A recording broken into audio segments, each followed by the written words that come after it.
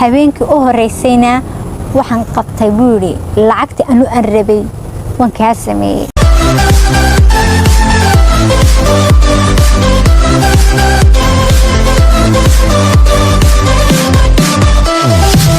wuxuu yidhi idhagayso mid baan kuu sheegayaa, weji baan ku siiyey, waad ka badbadisay, ninkan wax alle wuxuu kaa dalbado waa inaad samayso, waanad ku qasban tahay. way orday albaabkii bay tagtay. albaabkii markay tagtay wuxuu ku yidhi meeshan kama bixi kartid oo nimanka xaraaska kumaba sii daynayaan. haddaad maanta si kasta u qaylisid, si kasta u oydid, cid ma aragtay ku maqlaysa ama wax ku qabanaysa ma jirto. qasab baad ku samaynaysaa waxaan kuu sheegay, waxaan ku idhi. ama wuxuu soo saaray warqad ayuu jeebkiisa ka soo saaray. markuu ka soo saaray warqadii ayuu wuxuu ku yidhi habeenkii u horeysay yaa mu ahayn aniga qofka jirkaaga saa u galay, anigu buu yidhi nin baan lacag kaas isday. habeenkii u horeysayna waxaan qabtay buu yidhi lacagtii anu aan rabay waan kaa sameeyey. ma rabtaa buu ku yidhi inaad ehelkaaga u noqoto oon ku furo oon sawiradii uu ka qaaday ayuu u soo saaray iyo fideoyadii. waa kaa buu yidhi sawiradii iyo fideoyadii. way naxday gabadhii, dhulka ayaa la degay, rug wadnaha dhahay. waayo wax subxaan allah, caqliga bini'aadmigii nin naagtiisa iibinaya intuu reerkooda kasoo guursaday iibinaya way adag tahay, way u qaadan weyday. laakiin dee waxay aragtay tiyo xaaladeedu xaalad tahay, tiyo bilaadhara, tiyo nin kale la sawiran yahay. wuxuu yidhi anigu waan ku furayaa, faamiligaagana waad u noqonaysaa, laakiin ogsoono buu yidhi guryaha buu yidhi gobolka qaryadaada waxaan ku dhejin doonaa sawiradaadoo dhan, adiga oo saasa ayaan ku dhejin doonaa. waxaana lagu dhihi doonaa buu yidhi ninkeedii bay khaayintay, tiyo iminka la aroosay oo waxaasoo nimca ku jirta oo waxaasoo lacagay ka bixiyey, ay ninkeedii khaayintay oo nin kale la seexatay. gabadhii yarayd wix alla waxay samayso way garan weyday. ma rabtaa inaad saas ku tiraadid, waan ku furaya, waan kuu celinaya, oon ahayn hadalkan kugu idhi qasab ku samee, ninkaa raaligeli. dee iska garanaysaan dadkuna daa'iman fadeexadda ayay ka baqdaan iyo waxaana maaragtay lagu dhihi doonaa.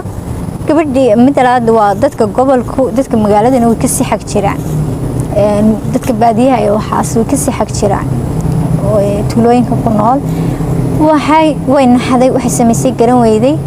waxay tiri wallaahi bay tiri inta bay tiri gudaarada maaragtay darbiyada maaragtay lagu dhajin lahaa jiraankayga iyo dadkayga iyo faamiligayga maqli lahaayeen. waxay tiri waxaan ka baqday bay tiri inay hooyaday iyo aabbahay i rumaysan waayaan oo isaga hadalkiisa la maqlo oon waxaan inaan sameeyo anigu khaayimay la ii qaato. waxay tiri dhulkuu igu yaraaday, waxaan sameeyo ma jirto, meel aan garanaya ma jirto, telefoon ma haysto. waxay tiri wuxuu igu yidhi samee baan sameeyey, anigoo ilaahay ogyahay xaaladayda oo naftayda karhay oo le dhulku hadduu kula degi lahaa oo dhiman lahayd ayaa caawa kuu dhaamin lahayd. markay saasi dhacday ayaa waxaa dhacday inay ku tiraahdo aniga khalaas ifur, wixii doona ha dhaco. iyadu markii hore waxay istiri mala haddii aad maaragtay hadalkiisa maqashid wuu ku sii dayn doonaa oo faamiligaaga wuu kugu celin doonaa. bal markan ay istiri wuxuu ku yidhi idhagayso, anu mar labaad ma samaynaya bay tiri, faamiligayga ii celi ina fur, waxaad doontay samey, anugu kuma samaynay. waxay tiri habeenkii dambe haddana nafsa shay wuu baxay, wuu yimaday. wuxuu igu yidhi caawana nin baa imanaya, waa maalintii afaraad. waxay tiri never inaan sameeyo, lagama yaabo inaan sameeyo marnaba, waxaad doontay samee caawa. waa la isku xanaaqay, way kala tuurtay. markay saa u kala tuurtay dee waa ka bahal ku noqday. waa ka yidhi weli wejigayga xaqiiqiga ah maad arag, laakiin haddaan wejigayga ku tuso waad yaabi doontaa. gabadhii waa ka dhirbaaxay haddana intuu dhirbaaxay maaragtay timuhu ka jiidaya inta maanta dhan timuhu ka jiidaya dhirbaaxu la dhacaya waxay tiri ayuu isqabtay ilaa nin baa soo socday maraba makiyaajkeedii waxaan soo yidhi idhagayso makiyaajkaaga ha iska khardhibin oohin waxba kuma tarayso qaado lacag buu yidhi ijaarkaaga waan ku siinayaa buu yidhi kiradaada qaado lacagtaada aynu wada shaqaysano meel alle meel aad gurigan ka bixi karto ma jirto iyo cid codkaaga maqlaysa haddii aad wax yar samaysidna balan waxaan kuugu qaadaya inaan qaryadaadi maaragtay sawirada gidaarada ku nabnabo oo idhaahdo naagtan way khaayantay gabadh yareed dhulkaa la go-ay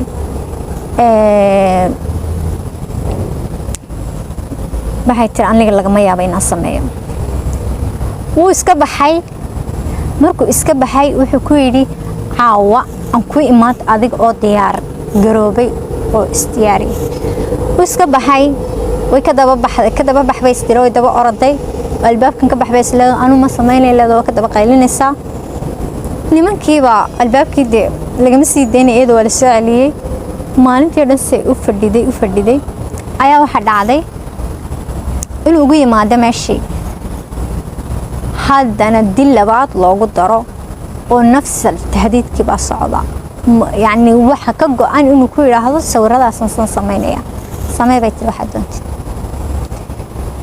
guri meeshan kama bixi kartid mana dhoofi kartid buu dhageyso haddana markasta sawirada lagu yiraahdo gidaar baa lagu soo dhajini way baqataa waxa tiri wallahi family-gaagina ku rumaysan maayaan ninkan lacag buu haystaa waxay tiri sidoo timaha iga jiiday ii dilayay markii dambe waan kacay qasab baan ku sameeyay bay tiri aniga oo bay tiri naftu ay hayso ayaan kacay oo sameeyay bay tiri wuxuu rabay waan kacay bay tiri 10 ku imanaya 8 dina wala jooga imika istiyaar buu yiri hadii kale wallahi lagu yaabay waxay tiri xilligii man istiyaariyay bay tiri waxay mid bay tiri nin weyn wax kasta oo sameey buu yiri ninkan buu waa nin qaniya wuxuu yiri hadii aad buu yiri iga khashirsiisa buu yiri oo wax kasta oo sameey weedo waa lagu yaab doona meedkaaga ayaa maanta dhulka laga qaadi doona gabadhii meel alla meel cirsato hooyadeed telefoon ma diri karto aabe telefoon ma kari karto wax alla waxay sameyn karto ma jirto laakiin maalintii hore hooyadii aabaheedu uu wacay oo wuxuu ku yidhi maalintii ku leeyahay cuntada kaale waxba kuma darin uu wacay reerkooga oo way la hadashay laakiin waxba ma sheegin waa waxay tiri ma caawin karaan family-geyga mid labaad maalintaas maalintii aan ninka uu keenin bay ahayd ka hor waxay tiri ninkii baa nin weyn baa yimid bay tiri waxay tiri suuligii buu dalaqiri uu soo maydhay intuu soo maydhinayay bay tiri mobilkiisa sariirta ku turtuuray waxaan baaray bay tiri mobilkiisa ayaan isiri family-gaaga wac ama askar wac waxay tiri ma yaqaano bay tiri meesha aan joogaba meesha adduunka aan kaga noolahay ma taqaano family-geygii hadday wacdo ee aabaheedu sheegto waxay tiri aabahay ima caawin karo askarta bay tiri lambarkoogii ma hayo meel aan joogo ma garanayo waxay tiri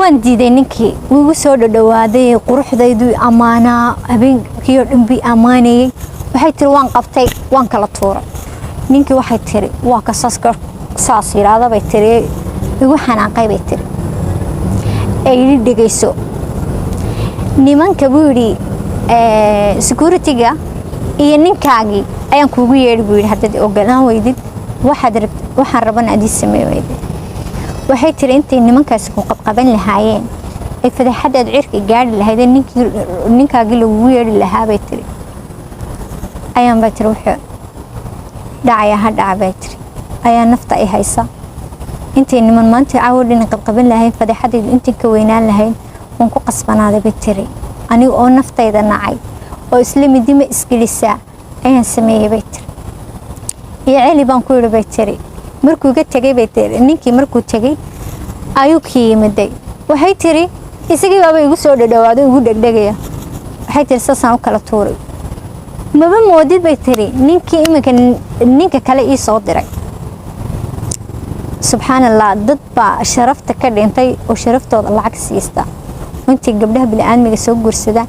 waxay tiri markuu baxay waxaan sameeyey bay tiri telefoon baan raadsaday, meel kasta telefoon baan ka raadiyey, gurigii baan baadhay sidaan u baadhayay waxbay tiri ayaa kan iyada qabay uu maqan yahay, ninkii kale markuu baxay uu ka kiraynayay ayaa waxay tiri meel kasta gacantaan geli. waxa ii soo baxday bay tiri timahaygaas warqado ka badan oo guura oo intuu gabdhaha yaryar soo guursado sideedan oo kale uu soo guursado gabdho uu yidhaahdo faamilyadoodii wax kastaan idiin samayn, aroosyaan idiin samaynayaa. waxay tiri naxdin maba ihi bay tiri qofkii ugu horeeyey ay masiibadani la kulanta ee ku dhacdo. waxay tiri haddana waxaan arkay bay tiri malafaad iyo warqado iyo balaayo meel raasaysan. waxay tiri waxyaalaha laga shaqaynaya bay tiri mamnuucaadka waad yaabaysaa bay tiri. waxaan ogaaday bay tiri inaan meel khatara lugaha kula jiro. waxay tiri wax alla wax aan samayn karo ma jirto bay tiri. waxaan ogaaday bay tiri in aan gurigan aan joogo nin mujrima oo damiir lahayn oo ka ganacsada gabdhaha yaryar iyo dadka faqiiriinta aan waxba haysan, weliba dadka magaalooyinka maaha dadka gobolada baadiyaha tuulooyinka degan uu dhan soo urursada gabdhaha yaryar qurquruxda badan leh uu dadkoogana lacag ku aamusiiyo. waxay tiri waxaan ku fikiray saan uga bixi lahaa meeshan inaan aamuso oon khatar ku jiro oo nin faamiligayga cidtoona waxba ii qaban karin. waxaan ku yidhi bay tiri markuu yimiday maan seexan, wuu yimiday ayuu yidhi maan seexanin ee iceli baan ku yidhi bay tiri faamiligaygi wax lagu celinayaa ma jiro buu yidhi. amarul waaqac waynaad yeeshid waad ku qasban tahay. wax alla waxay samayso garanayso. waxay ku tiri haddaba anigu waan daalay waan daalay bay tiri ma xamili karo meeshan, waa inaad iga saartid oo banaanka u baxo. okay buu yidhi haddaad rabtid banaanka waan kuu saarayaa, laakiin ha iloobin buu yidhi sawiradii iyo fidyooyadii. iyadana waxay is leedahay markaad banaanka u baxdid khalaas waad qaylin kartaa ummadda dhex joogta, waan ku bixinayaa laakiin ha ku fikirin, waayo haddaad ku fikirtid buu yidhi sawiradaada iyo fidyooyadaada waxay kaaga horeyn doonaan magaaladaadii. ma ogashahay buu yidhi in saas kugu dhacdo. waxay tiri baxsadkii aan islahaa ka baxso sheekadii halkii baan ku iloobay. waxay tiri mar kasta oo ku dhahdo ikaxee iceli waxba ma rabo, waxay doonaan ay ugu sameeyaan faamiligayga hala yidhaa waa khaayimad waa la soo furay. iyada go-aan bay gaadhay markii dambe khalaas wixii dhacaya ha dhaco, meesha doona sawir ha ku dhageeyo, meesha doona wuxuu doona ha ku sameeyo. waxay tiri ha ka baqanin buu yidhi, ha ka fikirin inaan ku kaxeeyo buu yidhi. wuxuu yidhi intaas oo nin ayaan kaa kireeyay oo intaasoo suguun ayaa waxaa ku sugaya, bidoor baad u xajisan tahay buu yidhi.